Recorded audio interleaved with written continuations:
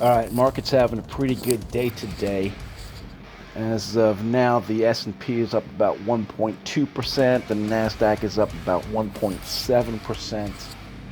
But I'm weary, only because if I take a look at the charts, today the S&P 500 broke through its 50-day to the upside, but it's got the 200 and it's got the 20-day lingering up here. So, not exactly. I don't know. Not taking this. It's a good move, but let's see if we can break out of these levels here and maybe even break a new high above the March high over here.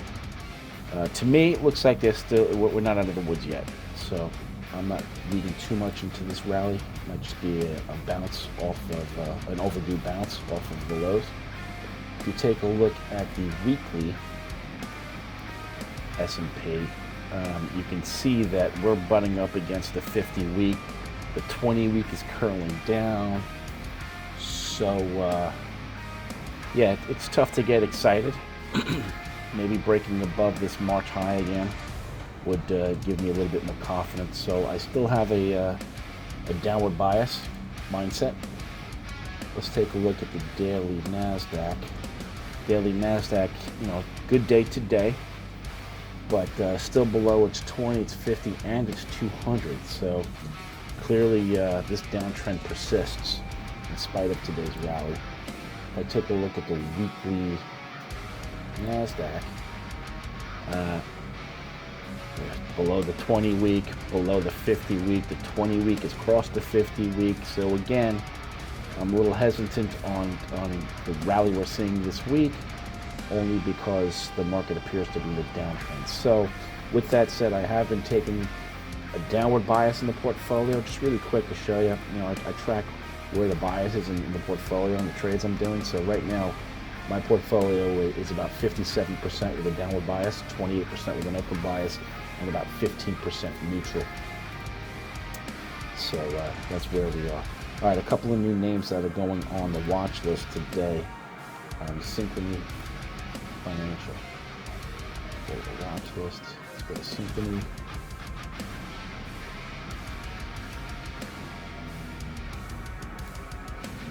Right, so this had a good breakout yesterday. It's following through today. I like the way it kind of bounced through this 20-day and then shot through the 50-day on good volume. So I'm going to wait and see if this can hold support here at the moving averages. Maybe try it with an upside bias. On the weekly, still below its 20-week, still below its 50-week, so let's not get too excited, but you can see it was a pretty good move this week. Still have this downward bias here. But a breakout above these moving averages might give me some real confidence that we can go up and maybe retest the new highs around maybe 52 or so. Lateral Energy is the next one. I'm taking a look at that yesterday. I mean, it's just energy names, and this is refining has had a wonderful run this year. Yesterday was a really good run on good volume. Today off a little bit. Might be a play here if it comes down and retests one of these moving averages. You can see here. It tested this 50-day and kind of bounced off.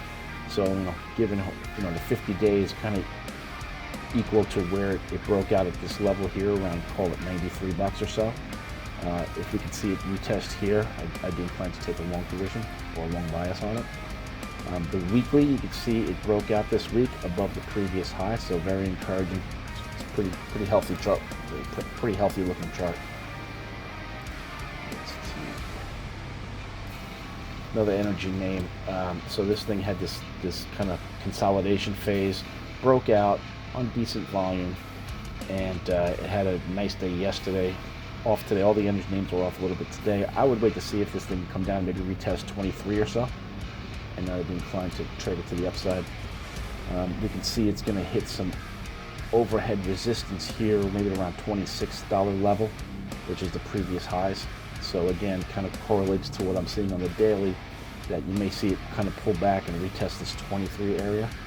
And if we see that, I'd be inclined to take it and maybe try to ride it up and see if we can break a new high.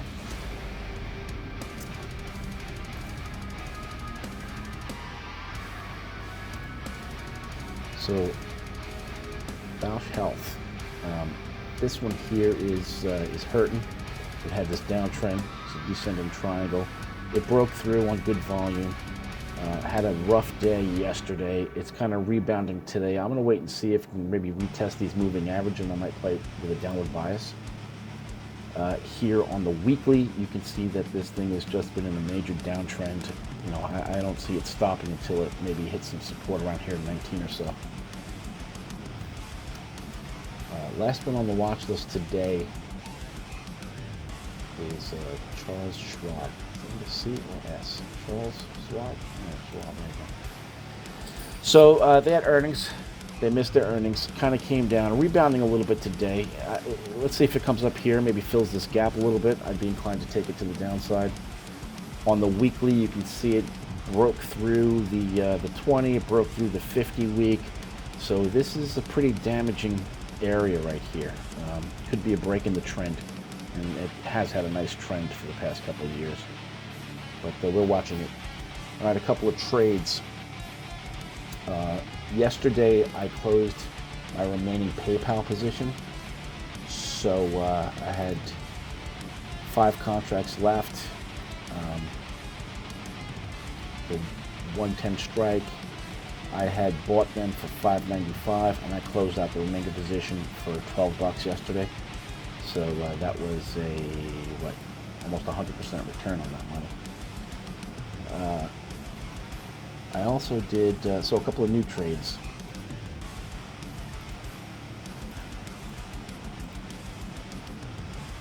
So I put this call spread in place. I'm basically anticipating, it's having a good day today. The whole market seems to be having a good day today, but I'm anticipating that by this Friday, the stock will be trading south of 431, which is right here. You can see it's kind of come down. It's hit its 20, hits 50, hit its 20, hit its 20, hit its 20. It's hitting the 20 today. If we do get a little bit of a pullback, I feel very good, and we'll be able to collect that spread for this Friday.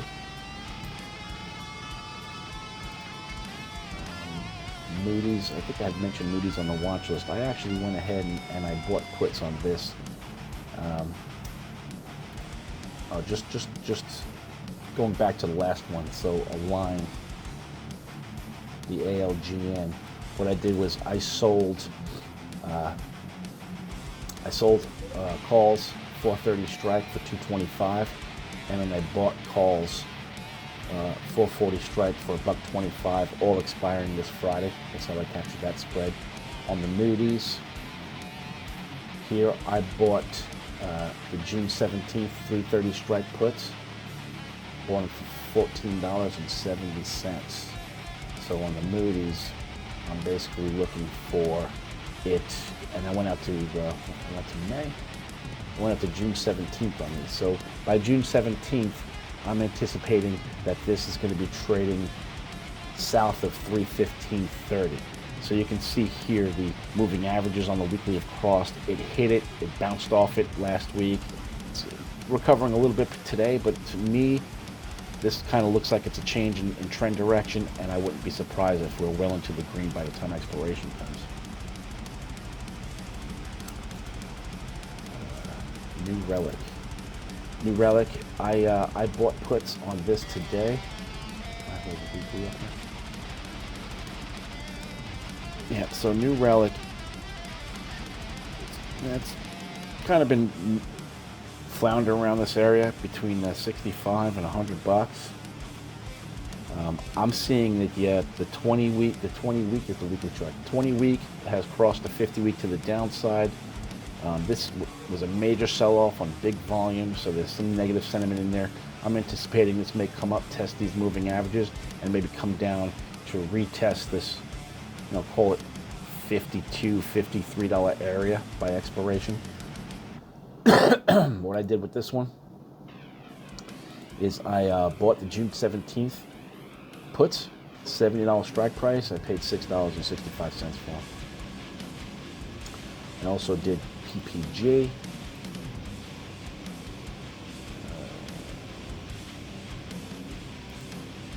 So PPG, bought puts, I'm definitely seeing a change in trend here. So it had a decent run from, call it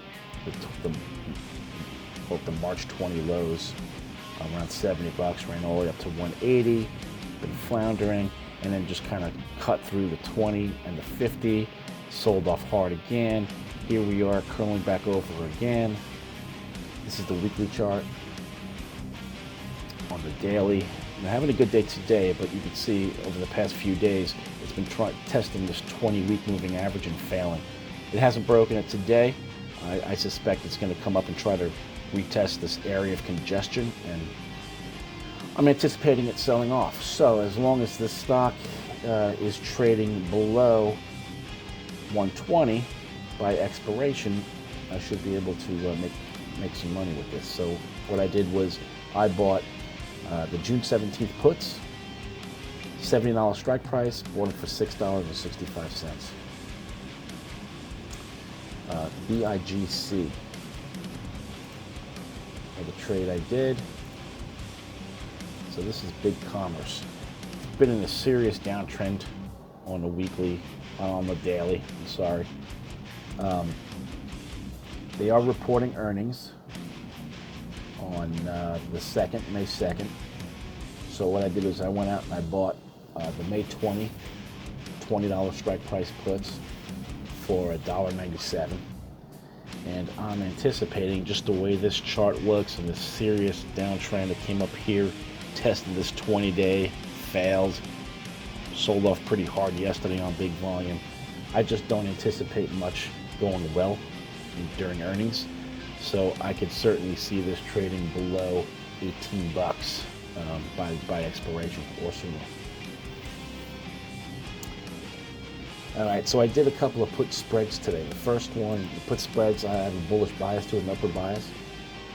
So the first one I did was Phillips. So here, this looks great.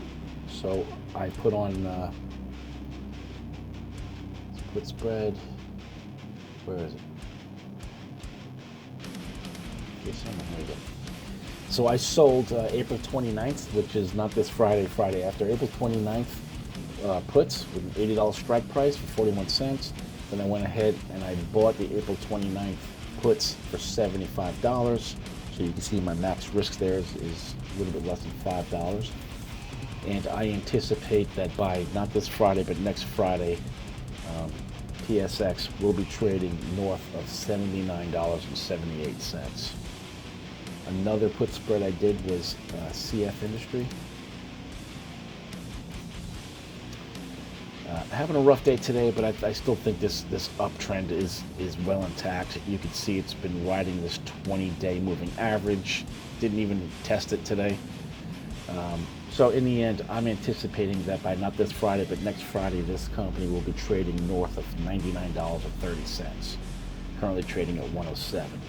What I did here with CF was I sold an April 29th put, $100 strike price for $1.25, and I went ahead and I bought April 29th put, $95 strike price, and I bought it for 55 cents. So here's my spread. Feeling pretty good about this trade.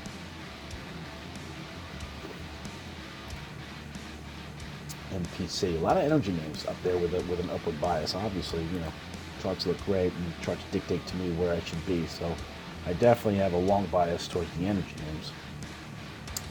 So here's another bullish put spread. I'm anticipating by not this Friday, next Friday, that this stock, Marathon Petroleum, is going to be trading north of $84.69. Having a pretty good day today. What I did here for MPC.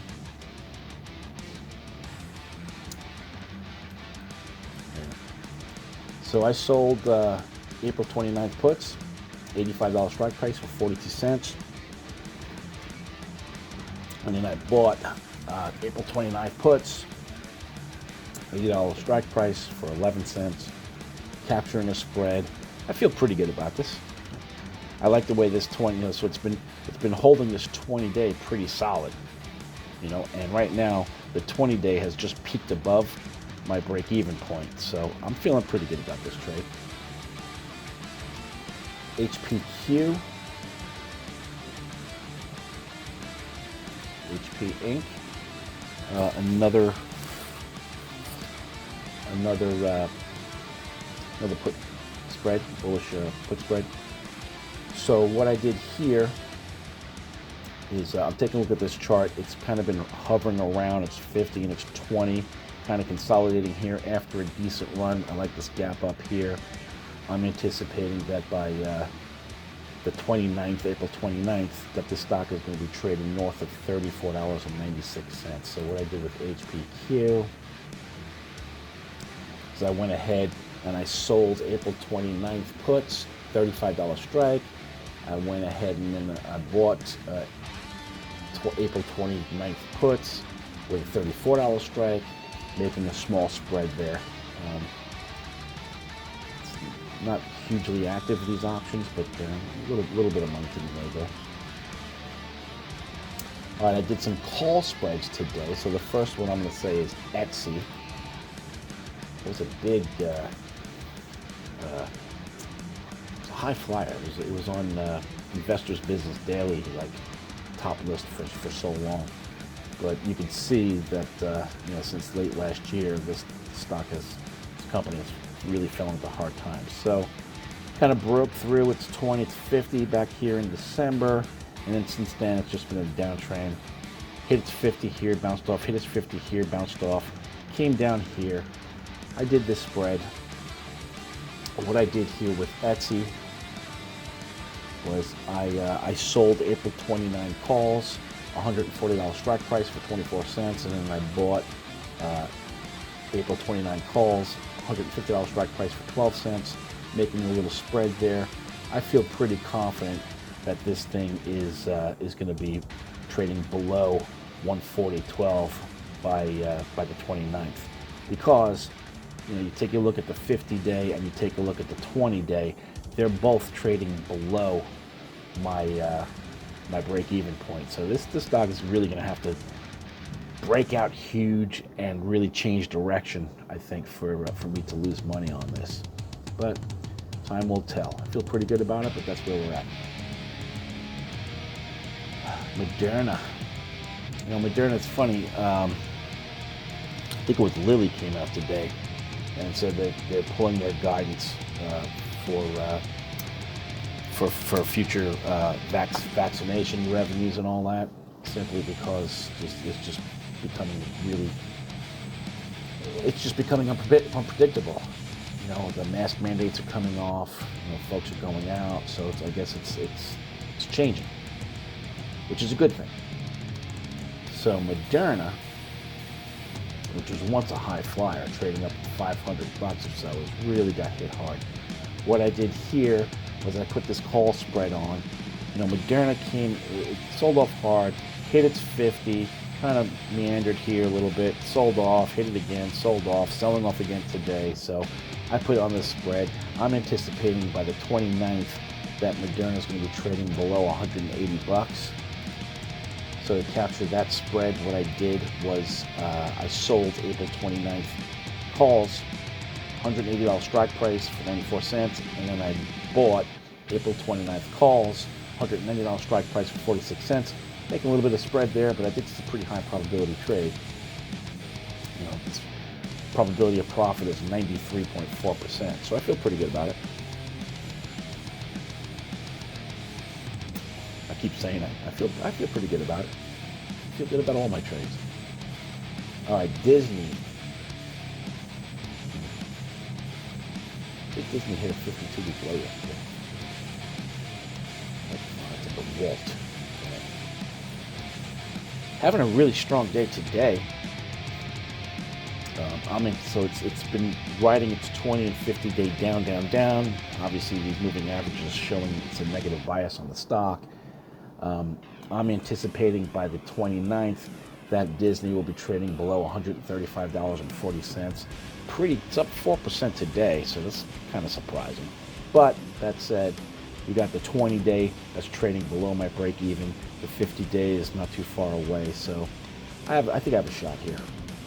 I don't have such high conviction as the other trades, but I'll see what happens. Disney, I sold the April 29 calls, 135 strike for 55 cents, and then I went ahead and I bought the April 29th calls, $140 strike price for 15 cents. Bought them for 15, sold them for 55, right? 135 and 40, right? Make sure I'm saying that right. So there's my spread. And while today's action, I don't know, it's good. It's up 4%. But the stock is in a downtrend. I don't know. I didn't do a weekly. So we'll see. I don't know how much conviction I have. There's a 71.7% probability of this trade working out. So we'll see. If it's really going against me, I'll pull it off early. VFC. So this here is another call spread. It's been riding its 20-day down. It's 50 days curling lower. It's got some downward bias to it. This is the so this is the daily. This is the weekly. Look at the daily. So the daily, it popped up. It tested its 50, sold off again, riding its 20, breaking out today, up almost 3%. Pretty good day. Market's having a good day. But I put on this spread thinking that by next Friday, not this coming Friday, the Friday after, the stock will be below $60.20. And I feel pretty good, only because the 20-day and the 50 days are well below my break-even point. So if this downtrend continues, I anticipate that we should be able to make some money here. 78.6% probability of making money. What I did here, EFC, is I sold the April 29th calls, 180 strike for 94, and I bought April 29th calls, 190 strike for 46 cents. Last one is Carnival. All right, Carnival has been in a downtrend.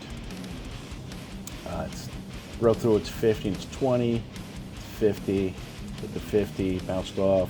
It's kind of riding this wave down. I'm anticipating by the 29th, the stock will be below $21.17. What I did here with Carnival was I sold calls, April 29 calls, $21 strike for 21 cents, and then I went ahead and I bought April 29 calls, $23 strike for 4 cents, making a little spread there. A couple of house cleaning items, 2 companies that I'll be removing from the watch list. Actually, make it 3. So